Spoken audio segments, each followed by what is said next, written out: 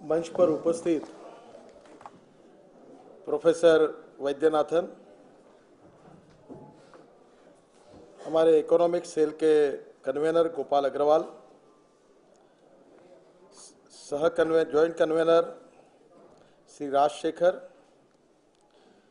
और उपस्थित सभी सम्माननीय इकोनॉमिक सेल के मेंबर, प्रतिष्ठित charter accountant, economist, opinion makers, भाई और बहनों,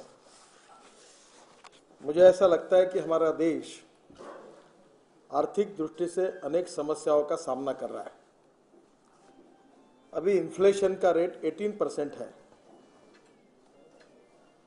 और देश में जो इकोनॉमिक पॉलिसी को हमारे सरकार ने स्वीकार किया है, उसके परिणाम के स्वरूप ग्रामीण हिंदुस्तान और शहरी हिंदुस्तान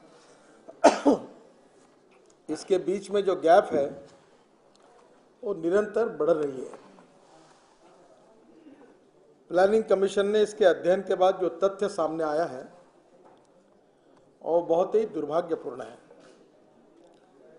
हमारे देश में 50% आबादी ऐसी है कि जिनका रोज का इनकम प्रतिदिन 20 रुपये प्रति दिन से कम है और 90% पॉपुलेशन ऐसी है कि जिनका रोज का इनकम $2 से कम है। मुझे बताइए, एक तरफ बड़े शहरों में कुछ विकास दिखता है और दूसरी ओर ग्रामीण, वनवासी और कृषि क्षेत्र में बहुत स्थिति खराब है। 10 लाख से ज़्यादा किसानों ने पिछले 4-5 साल में आत्महत्या की है और मुझे लगता है इसे अलार्म सिचुएशन में करप्शन के बारे में देश में जो कुछ स्थितियां सामने आ रही है वो सामाजिक संवेदनशील जिस मन में हम सब हमारा मन है उसको बहुत व्यथा पहुंचाने वाली है। 63 इयर्स ऑफ इंडिपेंडेंस, अनेक गांवों में पीने के लिए पानी नहीं है, गांव में रोड नहीं है, करोड़ों लड़के स्कूल में पढ़ने के लिए जा नहीं सकते, ऐसी हालत है। स्कूल की बिल्डिंग है तो टीचर नहीं है, टीचर है तो बिल्डिंग नहीं है, दोनों है तो विद्यार्थी नहीं है और तीनों है तो पढ़ाई नहीं है। जो स्थितियां हमारे हॉस्पिटल्स की है वो भी बहुत अच्छी नहीं, ऐसी हालत है। मुझे काफ़ी ग्रामीण इलाके में काम करने का मौका मिला है और जो कुछ मैंने देखा वो बहुत गंभीर है। 2 दिन पूर्व मैं हमारे साउथ पॉइंट पर, जहां इंदिरा जी का एक बड़ा स्टैचू खड़ा किया है, वो अंडमान निकोबार के आगे, वहां मैं कल था, 2 दिन पहले था। और जिस गांव में मैं गया था उस गांव में एक 80 साल का वृद्ध मिलिट्री का रिटायर्ड मेरे पास आया और मुझे कह रहा था कि मुझे कैंसर हुआ है, पर यहाँ कोई डॉक्टर नहीं है, न दवाखाने में कोई आता है और मैं अगर अंडमान में जाऊँ तो 24 घंटे लगते हैं और जाने का खर्चा जो है वो 2200-2400 रुपये टिकट नाव से जाने के लिए मैं कहाँ से लाऊं। अब मेरे सामने मरने के सिवा कोई पर्याय नहीं है। उस व्यक्ति की वेदना को सुनकर उसका मैं समाधान नहीं कर सका। एक समय हमारे फौज में शामिल होकर अपने देश के लिए जान देने वाले उस व्यक्ति की उस अवस्था को देखकर मेरे मन में ये सवाल पैदा हुआ। जब मैं हेलीकॉप्टर से वहाँ से आ रहा था अंडमान की तरफ, 2.5 घंटा जर्नी को लगता है, तो मैं सोच रहा था पानी में नीचे देखकर कि ये देश के लिए कुर्बानी देने के लिए, इस व्यक्ति के लिए आज देश में ना कोई हॉस्पिटल है, ना कोई डॉक्टर है, ना कोई दवाई है। और ऐसे स्थिति में हमारे देश में भ्रष्टाचार एक के पीछे एक सामने एक उदाहरण आ रहे हैं। आपको याद होगा कि कॉमनवेल्थ गेम्स से जब शुरुआत हुई तो उसमें अटल जी की सरकार के समय में एक सेंट्रल पीडब्ल्यूडी की कमेटी थी, उसका मैं चेयरमैन था और पीडब्ल्यूडी के कुछ रिफॉर्म के लिए मैंने किया था। उससे बहुत अधिकारियों को और काफ़ी परिवर्तन हुआ। तो मैं दिल्ली काफ़ी दिनों से आने के बाद मुझे उसके अनेक अधिकारी अभी बड़े पोस्ट पर गए, वो मुझे मिले और जो जानकारी बात करते करते मुझे समझ में आई, मुझे एक प्रकार से बहुत बड़ा धक्का लगा।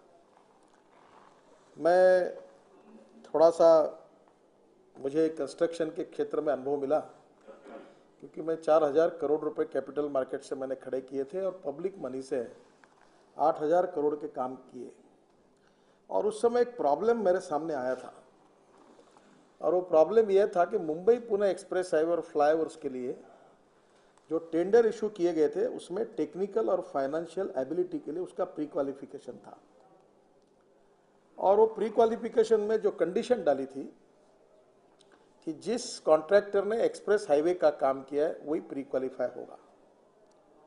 अब हिंदुस्तान में एक्सप्रेस हाईवे का निर्माण नहीं होता, क्योंकि मुंबई पुणे का एक्सप्रेस हाईवे पहला था। तो जब मैंने देखा तो उसमें एक भी इंडियन कॉन्ट्रैक्टर क्वालिफाई नहीं हुआ, सब डिस्क्वालीफाई हो गए और सब फॉरेन कॉन्ट्रैक्टर्स सामने आए। फ्लाईओवर्स के काम में जो कंडीशन डाली थी उसमें जो मशीनरी का उल्लेख किया था वो इंडिया में थी नहीं, तो सब फॉरेन कॉन्ट्रैक्टर्स सामने आए। तब मेरे जो वहाँ के एमडी थे, मैंने कहा ये काम मैं नहीं करूँगा, बी इंडियन बाय इंडियन ये मैं समझता हूँ और आपकी बात से मैं सहमत नहीं हूँ। और मैंने फाइल उठाकर उनके सामने फेंक दिया। मैंने कहा ये मेरे से नहीं जम पाएगा। तो उन्होंने बोला क्या करना चाहिए? बोला आप इंडियन कॉन्ट्रैक्टर्स को काम दो। अगर कोई 5 मंजिली अगर बिल्डिंग बांध सकता है तो वो 100 मंजिली बांध सकता है, पर आपने बनाई नहीं, किसी कारपोरेशन ने परमिशन ही नहीं दी है, तो कैसे बनेगा वो? और इसलिए परमिशन नहीं दी, देश में किसी को अवसर नहीं मिला, और आपने ये कैसे होगा? और इसलिए बाद में आपको ताज्जुब होगा कि मुंबई पुणे एक्सप्रेस हाईवे, इसके टेक्निकल नॉर्म्स और फ्लाईओवर्स के नॉर्म्स मैंने बदल दिए और 70 कॉन्ट्रैक्टर्स प्री क्वालिफाई हुए, इंडियन कॉन्ट्रैक्टर्स। और आपको ताज्जुब होगा कि जो Mumbai Pune express highway world standard का है, कभी आपको देखने का मौका मिला तो जरूर देखिए, मुंबई और पुणे के बीच में है। तो 3600 करोड़ का जो टेंडर था, जो लोएस्ट आया था, वो रिजेक्ट किया हमने रिलायंस का, और अपने इंडियन कॉन्ट्रैक्टर्स ने काम किया, गवर्नमेंट के इंजीनियर्स काम। वो काम केवल 1650 करोड़ में हुआ और 2000 करोड़ रुपए बच गए। मैं इसलिए आपको ये इतिहास बनाता हूँ कि कॉमनवेल्थ गेम में क्या बदमाशी हुई वो आपको ध्यान में आएगी। फ्लाईओवर्स 1800 करोड़ की एस्टिमेटेड कॉस्ट थी, 1000 करोड़ में हुए हैं। और ये जो टीवी पे आप देखते हैं समुद्र में सीलिंग प्रोजेक्ट, ये मैंने मेरे समय शुरू किया, आधा प्रोजेक्ट पूरा किया। और उस ब्रिज के बीच में जो पुल ब्रिज बनाना था उसके लिए कॉन्ट्रैक्टर अपॉइंट किया था, उसका काम केवल 420 करोड़ रुपए में था। वर्क ऑर्डर दिया था, काम शुरू हुआ, डिले के बाद वो 1680 करोड़ में गया। इसमें इंडियन कॉन्ट्रैक्टर्स काम कर सकते थे। कॉमनवेल्थ गेम में एक ही वाक्य ने घोटाला किया है, इवन ताज कैटरिंग को भी डिस्क्वालीफाई किया गया। उसमें यह लिखा था, एक दिमागदार आदमी, मैं समझ सकता हूं कि करप्शन कैसे होता है, एक दिमागदार आदमी ने इतनी एक कंडीशन डाली थी कि जो कंपनी जिसको ओलंपिक या कॉमनवेल्थ गेम का एक्सपीरियंस है वही कंपनी काम लेने के लिए क्वालिफाई होगी। वो लाली ना लुल्ली कौन था वो? मैंने आरोप लगाया था उस समय, आज उसका आया है, प्रसार भारती, उसका लाली शायद नाम है उसका, लल्ली। हाँ, अब आज उसमें प्रेस वार्ता में मैंने आरोप लगाया था कि इसमें कैसा हुआ, सब इंडियन टेलीविजन कंपनी डिस्क्वालीफाई हो गई, एक फॉरेन कंपनी को काम मिला, 2 दिन में वो इंडियन कंपनी को ट्रांसफर किया और उसके बीच में 132 करोड़ का चूना देश को लगा दिया। अब ये प्रूव हो गया। और आज ये बात, वो जो प्रधानमंत्री ने शंकुल ना क्या शुंगरू कमेटी अपॉइंट की थी, उसने आज ये सर्टिफाई किया है कि 132 करोड़ रुपए का चूना इस लल्ली ने लगाया और केवल ये प्री क्वालिफिकेशन के नाटक में हो गया। अगर ये इंडियन टीवी वाले काम नहीं कर सकते हैं क्या? भारत में क्रिकेट मैच होती है तो हमारे यहाँ के टीवी वाले काम नहीं कर सकते? अच्छा करते हैं, पर कंडीशन डाली थी कि ओलंपिक का और कॉमनवेल्थ गेम का जिसने किया है काम वही प्री क्वालिफाई होगा, सब डिस्क्वालीफाई होगा। ये प्रसार भारती का स्कैंडल।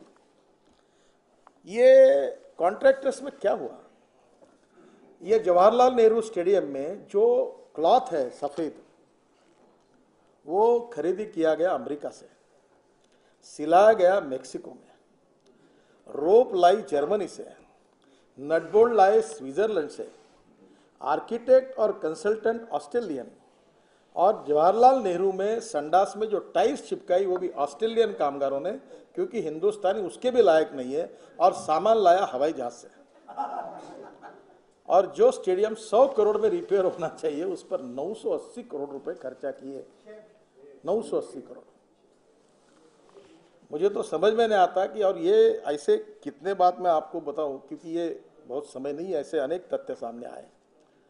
और ये सब काम हुआ इसका एकमात्र कारण कि प्री क्वालिफिकेशन में इकोनॉमिक और टेक्निकल नॉर्म्स में गड़बड़ की। अब ये बात का मैं पायोनियर हूँ, इसलिए मुझे मालूम हुआ, जब ये मेरे ध्यान में है तो मुझे घोटाला एक वाक्य में यही हुआ। पर ये policy approved by financial cabinet, finance expenditure finance committee, उन्होंने अप्रूव की। कैबिनेट सब कमेटी उन्होंने अप्रूव की। पीएमओ उन्होंने अप्रूव की। प्राइम मिनिस्टर ने साइन करके अप्रूव किया। कलमाड़ी तो ठीक है, जब किया उसने उसको सजा मिलेगी, पर आप सबने इस नीति को अपने, आपका क्या, आप इसके लिए कौन जिम्मेदार है ये बताइए ना। आपको ध्यान में नहीं आया कि चाय पिलाने के लिए कॉमनवेल्थ गेम में ताज कैटरिंग ने कोई फॉरेन कंपनी से कॉन्ट्रैक्ट का ये किया, जॉइंट वेंचर किया। जब जॉइंट वेंचर होता है तो नेचुरली वो मुनाफा, वो पैसे लेगा ही। संडास की टाइल्स चिपकाने के लिए क्या दिल्ली में कॉन्ट्रैक्टर नहीं है? मुझे लगता है कि ये बेसिकली जो लूट हुई है, ये कॉमनवेल्थ गेम का 3-4 हजार करोड़ का काम 70,000 करोड़ तक गया। और ये 70,000 करोड़ का इसमें कितना चूना देशवासियों को लगाया, जब देश में पीने के लिए पानी नहीं, बच्चे स्कूल में नहीं जा सकते, किसान आत्महत्या कर रहे हैं। अगर खेती को पानी मिलता तो इस देश का भाग्य बदल जाता। जो कॉमनवेल्थ गेम में हुआ वो 2G स्पेक्ट्रम में हुआ। अब ये राजा ने पत्र लिखा है, वो सामने नहीं आया। प्रधानमंत्री को जैसे डटाकर उसने पत्र लिखा था, उसका अर्थ ऐसा है जो मैंने निकाला। आप कैसे पूछ रहे हो, ये खाता आपने डीएम को आउटसोर्स किया है, और इसमें जो तुम्हारे ये ग्रुप ऑफ मिनिस्टर की कमेटी है, इसमें प्राइजिंग का विषय आप कैसे डाल रहे हैं? ये तो हमसे तय हुआ है कि ये लक्ष्मी दर्शन का भाग्य केवल हमको ही मिलेगा, और ये आपका अधिकार नहीं है। और उस पत्र पर प्रधान सेक्रेटरी ने लिखा है कि this is against the national interest. उसके बाद में भी प्रधानमंत्री जी ने उसको अप्रूव किया, और ग्रुप ऑफ मिनिस्टर में प्राइजिंग के विषय को उसमें से ड्रॉप कर दिया। ये कौन सा कारण है? अगर उसी समय अगर कहते कि नो, मैं आपको इसमें अलाउ नहीं करूंगा, तो ये नौबत नहीं आती।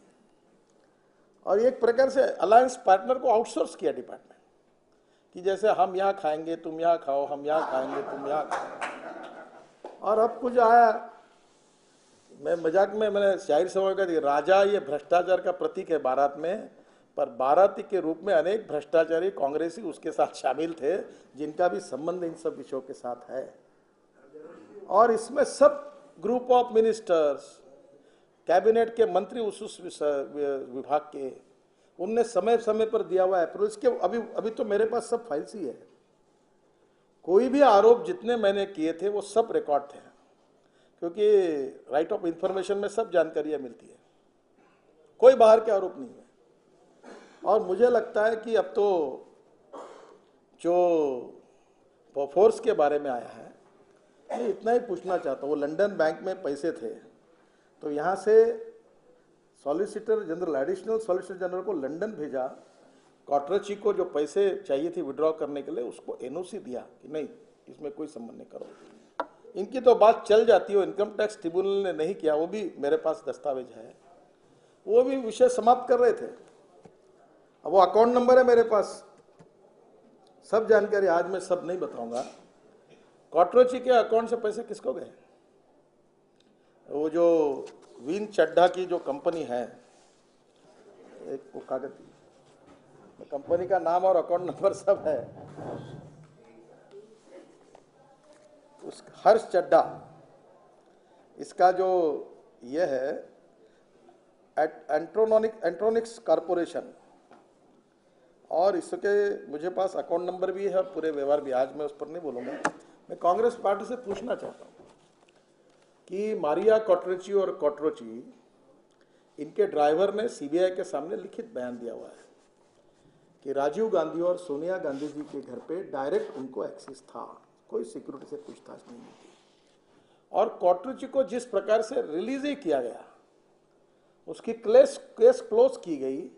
अब इनकम टैक्स ट्रिब्यूनल के डिसीजन के बाद ये सिद्ध होता है कि जो बोफोर्स से कमीशन ये विन चड्ढा के कंपनी को मिला है, जिसके लिए आज वो नहीं हर्ष चड्ढा मालिक है, उससे उस कंपनी से क्वाट्रोची को चेक गए हुए और क्वाट्रोची के पैसे और लोगों को गए हुए, उसका क्या? और ये सब ब्लैक मनी, ब्लैक ही मनी कहना चाहिए, ये स्विस बैंकों में डीलिंग हुआ है। ऐसे एक नहीं अनेक उदाहरण। हसन अली के केस में ये एफिडेविट किया है सुप्रीम कोर्ट ने कि उसके बारे में उसने जो व्यवहार किया है वो 76,000 करोड़। वो हसन अली की तो मजाक है, मेरे समझ में नहीं आती कि उसके ऊपर तारीख लेकर मैं आया हूं।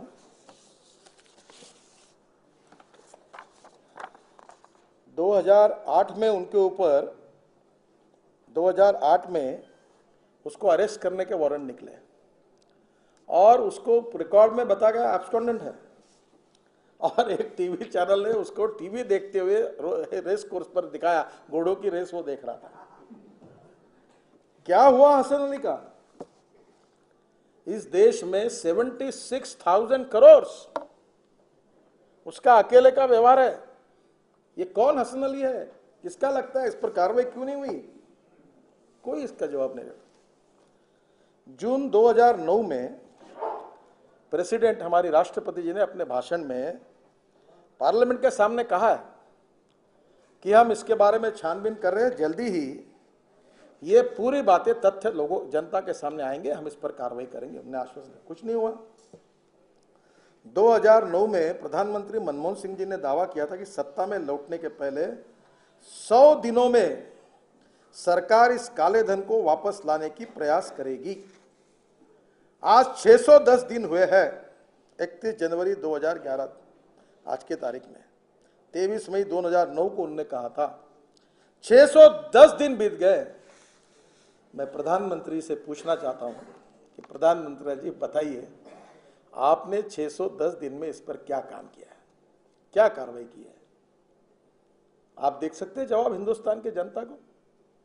क्या हिंदुस्तान की जनता को यह सवाल पूछने का अधिकार नहीं है? और ऐसे एक नहीं अनेक बातें हैं। यूएन कन्वेंशन में 140 देश आए थे। शांता कुमार जी आज नहीं है, वो वहीं थे। और उस समय 117 देशों ने अपने लॉ को रेटिफाई करके उन्होंने पैसे, छोटे छोटे देश है, पेरू फेरू वो छोटे लोग हैं, फिलीपाइंस, और उन्होंने अपना पैसा वापस ले गए। जर्मनी अमेरिका तो गई, जर्मनी ने तो वहां ब्राइब देकर वो लिस्ट लाई है। और उन्होंने, मेरी जानकारी यह है कि जर्मनी ने ऑलरेडी हिंदुस्तान सरकार को करीब 3 साल पहले वो लिस्ट और उसके डिटेल्स नामों के साथ दी है, ये भी जानकारी है। अब मुझे आप बताइए कि इसके बाद में यूपीए सरकार ने, प्रधानमंत्री जी ने, चेयरपर्सन सोनिया गांधी जी ने इस विषय पर क्या कार्रवाई की?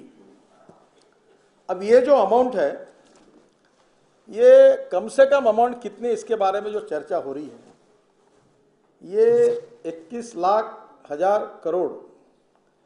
अब मुझे बताइए कितनी बड़ी अमाउंट है।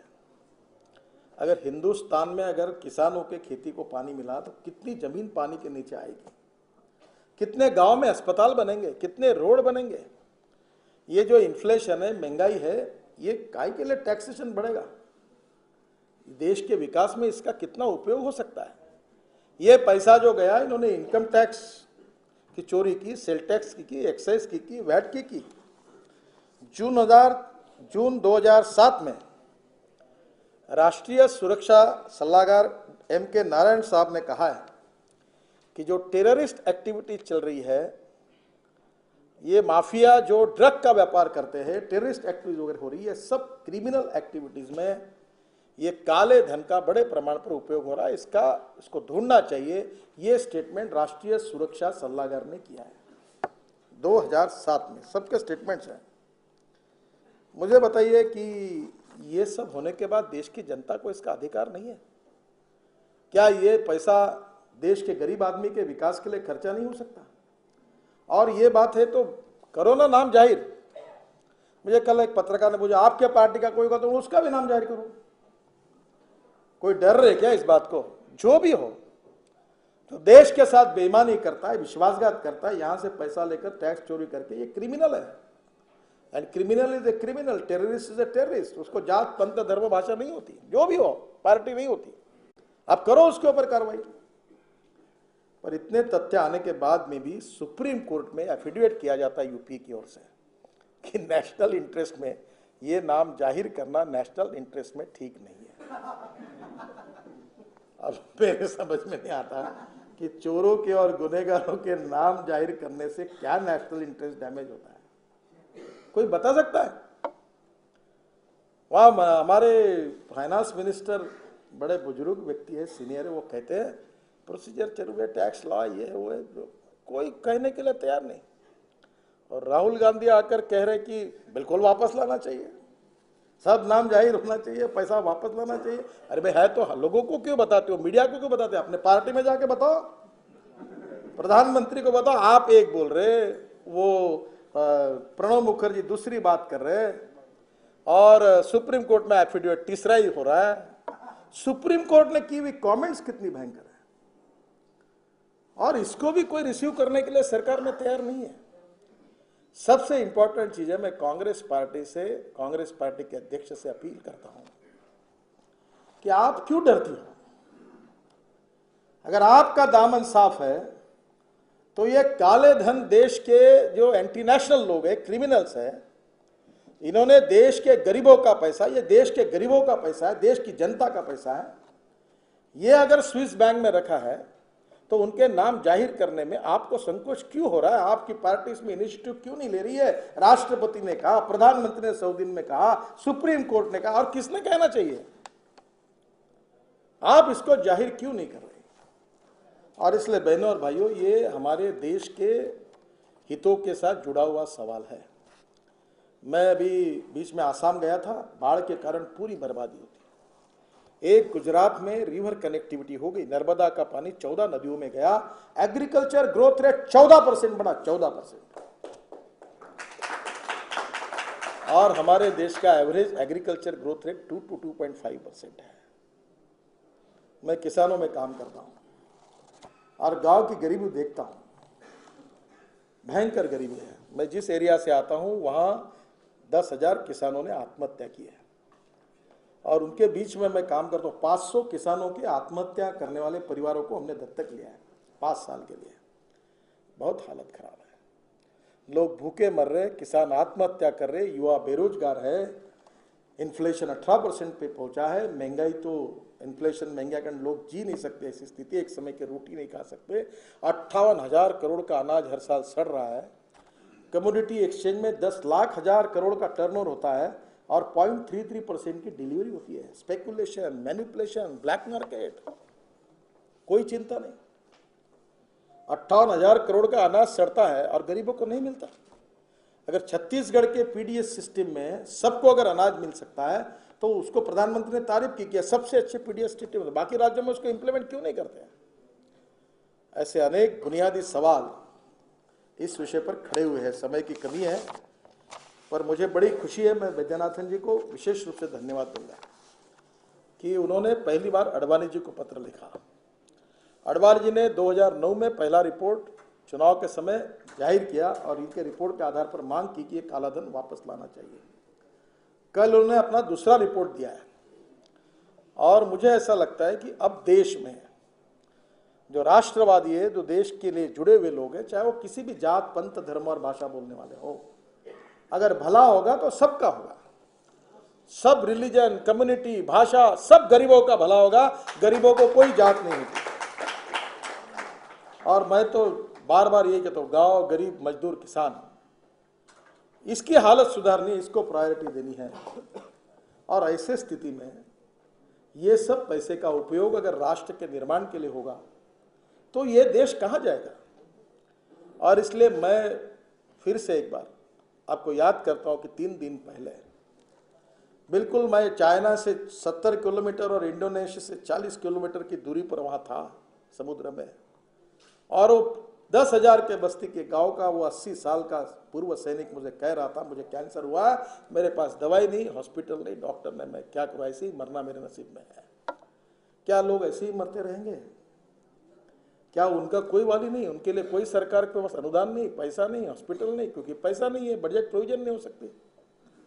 और इसलिए ये सवाल हमारे भविष्य के साथ जुड़ा हुआ है, ये सवाल देश की जनता के भविष्य के साथ जुड़ा हुआ है, ये सवाल देश के जो सबसे शोषित पीड़ित समाज के लोग हैं उनके साथ जुड़ा हुआ है, जो इकोनॉमिकली, एजुकेशनली बैकवर्ड है, और उन लोगों को न्याय देने के लिए लड़ाई लड़नी पड़ेगी।